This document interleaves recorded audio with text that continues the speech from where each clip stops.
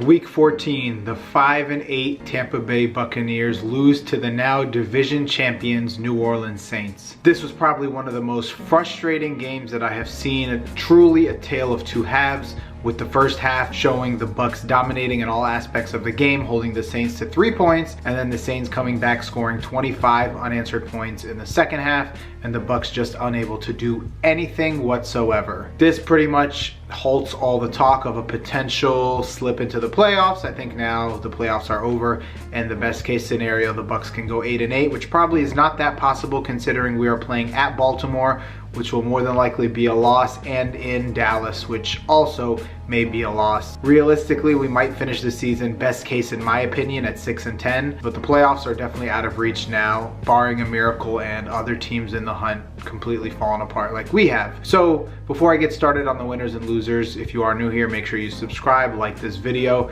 comment Buck Nation. What do you think needs to happen? What do you think is the next coaching move? Because I believe that Dirk Cutter now is officially going to be gone since he can't secure another winning season. But let's get into the winners of the game. I have to give the first winner of the game to Jameis Winston. Although he did not play the best game of his career, I don't think he was a liability or cost us the game. He showed that he has made good decision making throughout the game.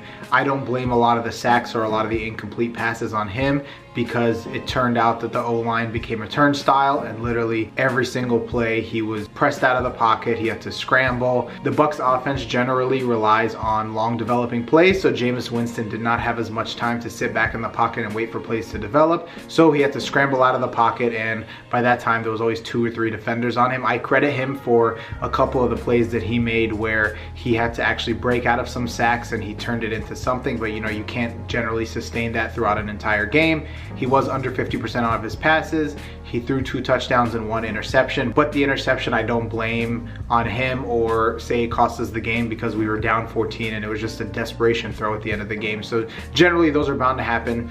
The Saints at that point had so many defenders far back, like it was gonna happen. They knew it was coming, so don't really blame him for that. I think again, Jameis Winston has showed us that he is able to make good decisions. I personally would rather Jameis hold on to the ball and take sacks like he has been than try to force it. I know a lot of fans probably wanted him to start forcing it a little bit more so we can get back in the game, but if he forces it and throws picks, fans are going to be like, well, see, he's not a great quarterback, he's throwing picks. So either way, it's a lose-lose. I'd rather Jameis just play it safe and try to find the open man.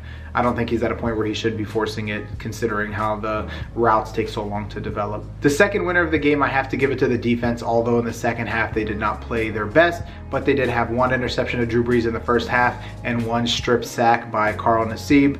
I think it is evident that the 2 biggest steals of this offseason were Jason Pierre-Paul with the 3rd round pick traded, and Carl Nassib, who was picked up off Cleveland. I think they cut him, or we picked him up off the practice squad.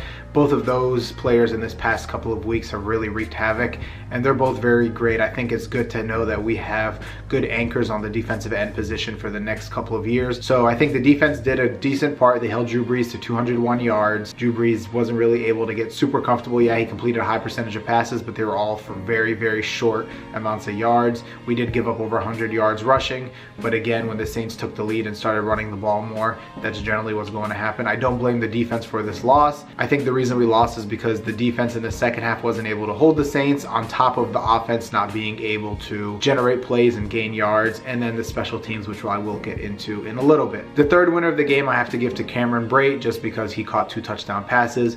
I think this is the 2nd or 3rd time he's had multi-touchdown passes this season. I don't know exactly, so don't quote me on that. But again, he's been solid, especially with O.J. Howard being out for the rest of the season. I think Cameron Brate is definitely a good player to have, a good security blanket, and as he's done the last few years, just knows how to catch touchdown passes. Going into the losers of the game now, I have to give the first one to Chris Godwin because of that fumble he had, and he had a couple bad drops. For some reason this game, him and Jameis have not been able to connect, and their chemistry was off this game.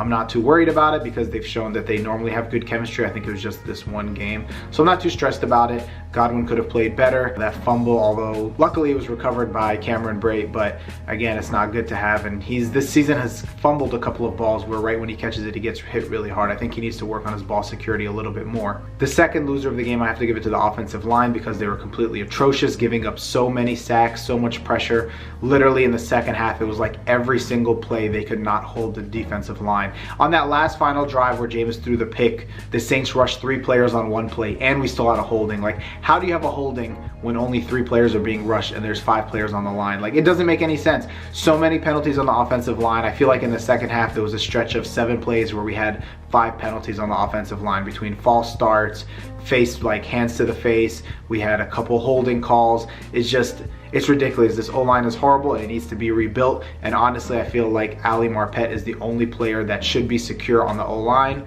Donovan Smith is okay, but this season, especially these last few weeks, has shown that he has become a liability. Ryan Jensen is all right, but he cost us with a lot of penalties as well and sportsmanlike conduct, and the whole right side of the line has to go. Benanak, not good, and DeMar Dotson is just up in age, and he is bound to be replaced anyway. So the offensive line is not safe in my opinion, and I would work on slowly trying to replace the players and rebuild the line in the next year, year and a half through trades, draft, whatever the case is. The last loser of the game I have to give to special teams. We have 2 missed field goals by Cairo Santos. It's not necessarily chip shots. I think they were 45 yards and up. So they were long field goals, but he normally makes those. And then that blocked punt. It seemed that the momentum has shifted once that punt was blocked, and that's when the Saints kind of got back into it. They had good field position. They went down and scored, and then the floodgates open and we couldn't do anything after that. So special teams have to fix their act. Had we made those 2 field goals, we would have been up 20-3 and the game would have played out much differently, but instead it was 14-3 and the Saints were able to come back very quickly, and that definitely hurt us in the entire game flow and game plan.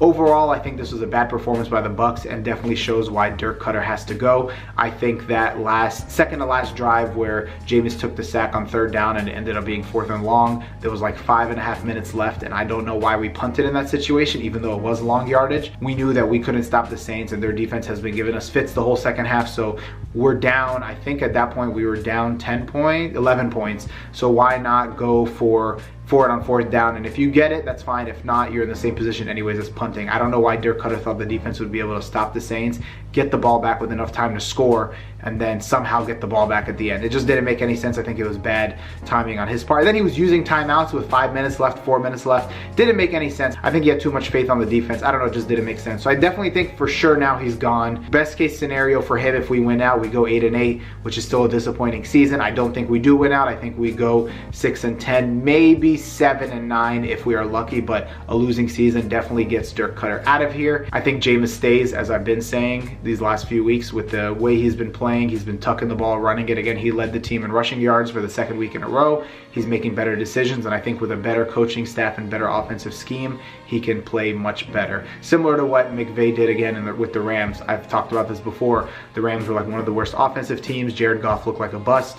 Sean McVay comes in and he's got them playing at the highest levels ever with the same exact players. So definitely a new coach will come in and definitely change the culture and make things better. I mean, I don't know what else to do. I think the season, of course, now is officially wrapped. This is typical of Dirk Koetter's seasons. He's been head coach for 3 seasons. We start out this season winning a game or 2, we have so much hype, and then we go on this stretch where we start losing, and then in the last quarter and a half of the season, we start winning a couple games, getting fans hyped, like, all right, we can catch up to the playoffs. The issue is we're always coming from behind to get into the playoffs, and we can never do it. So hopefully we can get a coach that can win early on in the season and have us in prime position to be in the playoffs, so that if we do lose a game or 2, we can still make it. The way we are playing now, it's like we have to be perfect for the second half of the season to win. One bad play that costs us a game, and we are out of the playoffs. So yeah, Dirk Koetter's gone, Jameis Winston stays. We probably lose to the Ravens next week. We're playing in cold Baltimore. The Ravens are going to be a tough team to beat, especially with Lamar Jackson back there. He has been playing well, and if they win, I think they're on a 4-0 run with him. So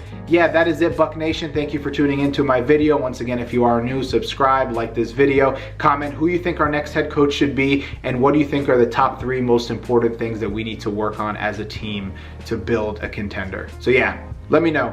Thank you very much, and I am out. Our offense tough, our defense rough. Go Bucks, go Bucks. Ain't no other team stopping us. Go Bucks, go Bucks.